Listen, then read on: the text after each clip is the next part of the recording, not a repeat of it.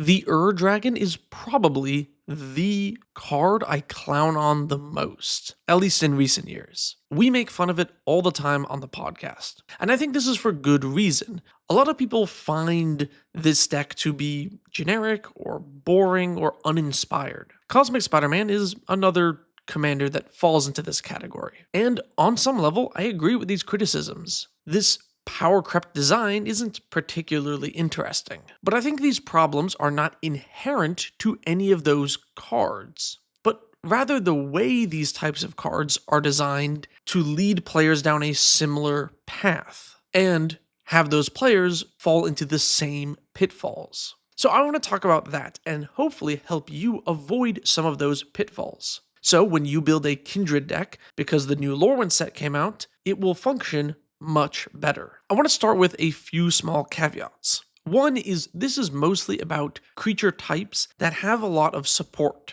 Yes, there are some weird druid things you can do, and crabs certainly are a type with a commander, but those archetypes have a very small amount of cards surrounding them and won't really fall into the same deck building traps. And if you are using the commander for not its intended purpose, then your deck won't have the same issues as well. Like Tomer's Changeling Dragon deck, or an Inala list that is built on just combos. These decks aren't doing dragons or wizards in the normal way. What I'm talking about are creature types that have their own card draw, removal, ramp, finishers, commanders, and other support cards. The one wizards have put a lot of time and cards into developing. Now, there is nothing inherently wrong with playing a Kindred deck. If you want to build an Dragon deck and buy one from Cool Stuff Inc. using my code TTM for a discount, and then get some Dragon sleeves from Dragon Shield using my code TTM for a discount, that's fine, and I appreciate the support. So then, what's the big deal? Vampires get some vampiric draw spells. Why make a video about it? Well, let's imagine you're making a deck with black in its color identity, and you wanted card draw. What would you add to the list? Perhaps a Painful Truths if you're in a 3, 4, 5 color list? Or Village Rites if you're aristocrats? Or Morbid Opportunist if you're a control deck with spot removal? Or countless other options depending on the specifics of your deck. Even within archetypes, there are multiple options. You may want a Dockside Chef over a Vampiric Ritual in an aristocrats deck if you care about sacrificing artifacts, or vice versa if you care about life gain. But with Kindred cards,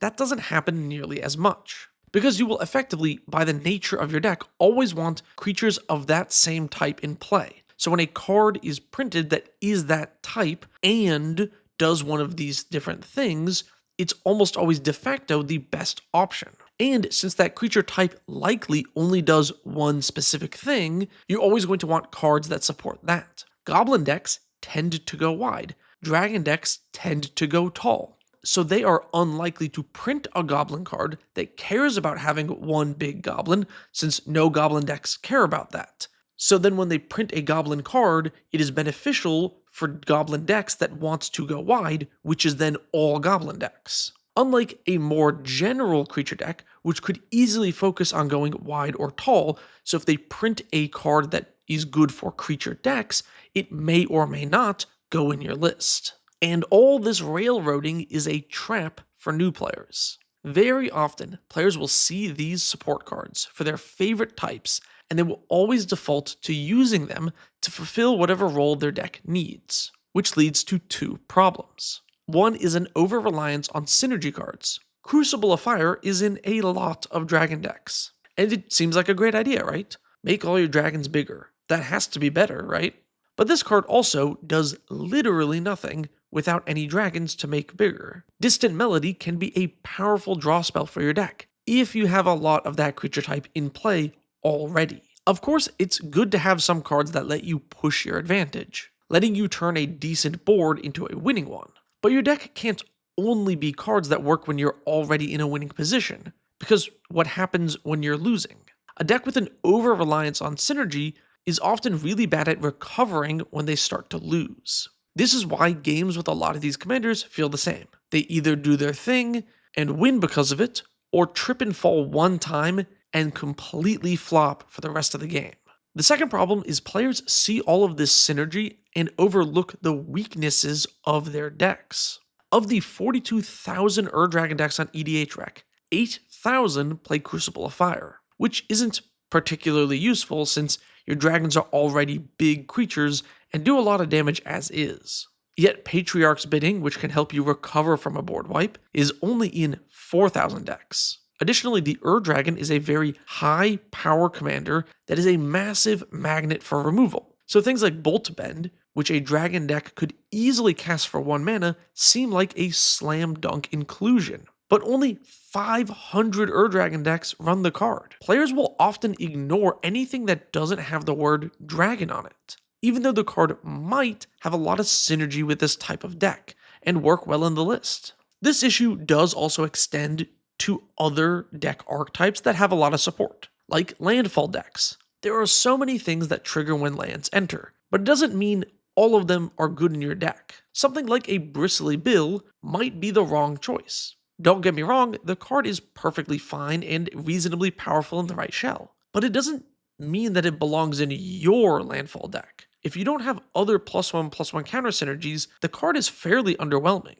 And on a more personal note, I find these decks very uninteresting. Elf decks all look alike. They almost always have no surprising or interesting new cards in them. They play the Elf Ramp, the Elf Card Draw, the Elf Win Cons, and the Elf Commanders. I find it funny that people complain about tutors but then seem to miss that a lot of these Kindred decks have functionally the same card like 10 times in the list, or how people complain that CDH decks all look alike, but CDH decks are far more diverse than Kindred ones. Additionally, community-made lists like CDH decks are very different than a heavily supported theme that feels more like Wizards made the deck for you. This is why Boros Energy is my least favorite Modern deck. It's just the Boros cards Wizards put in one set, in one deck. They designed the Modern deck and it is the best one in the format.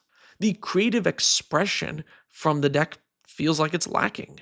And that applies to any casual EDH deck I see that's just full of cards Wizards printed and picked for your deck. This is especially prevalent in the commanders we see. Edgar sees way more play than any other vampire commander. And part of it is his power, but also the fact that he is in 3 colors. With other commanders, you need to choose if you're going to lose red or white.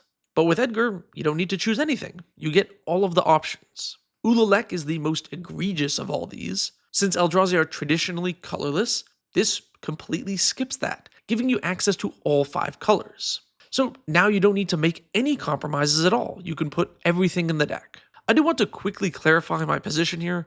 I'm not saying everyone needs to build some wacky, quirky, silly deck, but I do think there is some level of creativity, expression, and deck building skill that is lost when all of the weaknesses of an archetype have been removed and replaced with pure upside. Additionally, that power creep does affect other players. If I was playing my Eldrazi deck, which was colorless, and then you build one with access to green ramp, I am at a tremendous disadvantage, which can feel bad and make players think that they need to change their deck to keep up. And by looking at how many decks for each commander we see, I think that we know players tend to play the new strong stuff with less downsides. So is this a problem? Well, if you are hooting and hollering and having fun every game with your Dragon deck, then no, you should leave the deck as is. This video is not telling you to take apart anything, though if you have been playing your Kindred deck for a while, and it feels like it can stumble or really struggle to recover, or felt somewhat uninspired lately, then I do have some suggestions. You might have too much synergy. Too many cards that require things to be going well to function. I've warned about win more cards in the past, and ultimately Kindred cards are often that. Things that do nothing without some amount of existing board presence or cards in hand to make them do what they need to do. Overloading on these means you have little to no way of recovering should things go wrong. They're all functionally terrible top decks. And if you find that's happening, some more generic options could help. Don't go overboard and cut all your synergy. When you are winning, synergy pieces will be much more powerful. You just don't want to rely on them too much. Additionally, if you're a MTG hipster nerd like me, and you feel like your generic type slop isn't really exciting to you, that doesn't mean you have to scrap the deck. Try adding a sub-theme, or using an alternative commander. For example, I recently played a game against Ganax, and Far Traveler. This was not just a dragon deck, but a dragon blink deck. This deck was able to blink the commander for ramp and play big dragons. But those were not just dragon cards, but rather individually useful dragons with enters the battlefield effects. This deck didn't have 0 dragon synergy cards, but it was able to operate on its own much better without needing a ton of dragons in play, since having a good entrance effect and blinking it is just value on its own. Or even Cosmic Slopperman himself. This card was designed for you to slap every Spider-Man card into one deck, but that doesn't mean you can't add some spice to it. Lean into the self-bounce web-slinging synergies.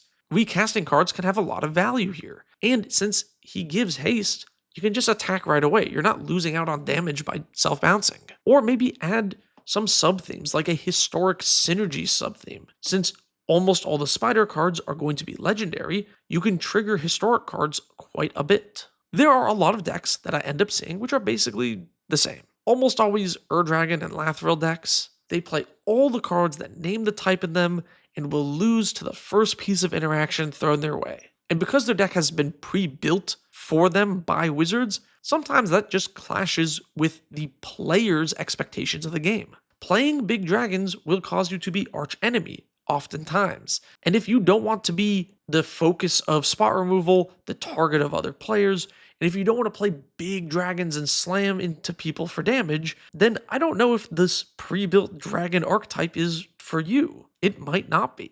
Even though, I get it, dragons are cool. Anyway, I hope this video caused you to think a little differently about Kindred decks and hopefully have more fun playing them.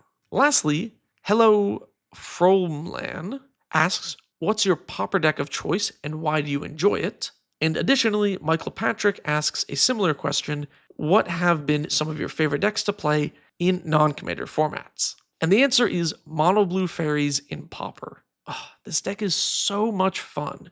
Self-bouncing is a really neat way to reuse Enter the Battlefield effects, and tempo decks are really fun once they get going. When you win a game with a tempo deck, you really feel like you were in the driver's seat the whole game and constantly putting on pressure and doing meaningful game actions. It's a really unique, fun way to play the game, and it feels so rewarding to win with. One of my favorite decks of all time. Thanks for watching. If you like videos like this, please consider subscribing, liking, or supporting me on Patreon. You can be in the credits like my tier 3 patrons here, ask questions like those patrons there, or get access to other perks.